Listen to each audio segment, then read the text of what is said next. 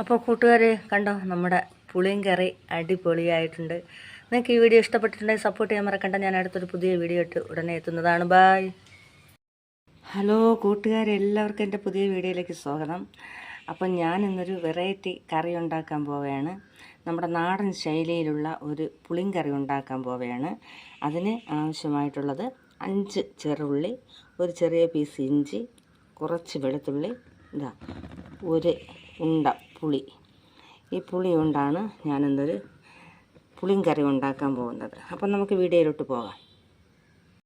അപ്പോൾ ഞാൻ ആദ്യം ചെയ്യാൻ പോകുന്നത് ഈ കുഴവിക്കല്ല് കണ്ടോ, നമ്മൾ ചമ്മന്തിയൊക്കെ ഇടിക്കുന്ന ഇതിലോട്ട് ഈ ഉള്ളിയും ഈ വെളുത്തുള്ളിയും ഈ ഇഞ്ചിയും ഇത്രയും കൂടെ ഇട്ട് നല്ലവണ്ണം ചതച്ചൊന്ന് എടുക്കുകയാണേ.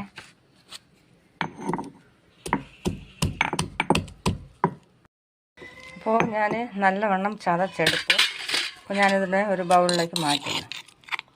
അപ്പോൾ നമുക്ക് എവിടെയും യാത്ര പോയിട്ട് വരുമ്പോൾ ചോറ് നമ്മളെ വീട്ടിൽ വെച്ചിട്ടുണ്ട്, പക്ഷേ അത് കറിയില്ല.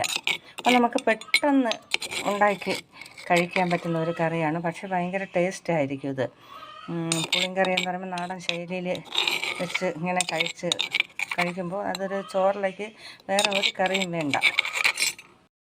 അപ്പോൾ ഞാനിനി കറി ഉണ്ടാക്കാൻ പോവുകയാണ്. ചീനിച്ചട്ടി അടുപ്പത്ത് വെച്ചു. ആദ്യം കടുക് താളിക്കാനാണ് പോകുന്നത്. അപ്പോൾ കടുക് പൊട്ടി ഇനി ഞാൻ ചതച്ച് വെച്ചിരിക്കുന്ന ഈ ഉള്ളി ഇതിലേക്കിടാണ്. അപ്പോൾ അത് നല്ലവണ്ണം ഒന്ന് വെച്ചിൽ കൊടുക്കാം. കറിവേപ്പില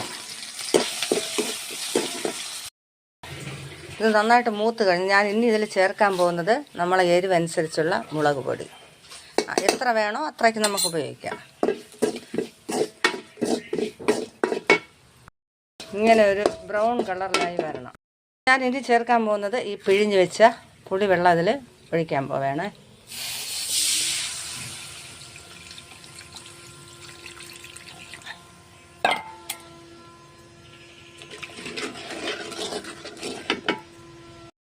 നമുക്ക് എത്ര പുളിയാണ് ആവശ്യമുണ്ടോ അത്രയും നമുക്ക് ഉപയോഗിക്കാം. ഞാനിനി ഇതിൽ കുറച്ച് നമുക്ക് ആവശ്യത്തിനുള്ള വെള്ളം ഒഴിക്കുന്നു.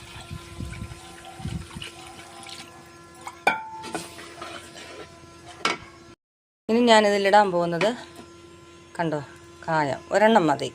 ഇതിനെ അങ്ങോട്ട് പൊട്ടിച്ച് ചെറുതായിട്ടൊന്ന് അരിഞ്ഞതിടാൻ പോവുകയാണേ.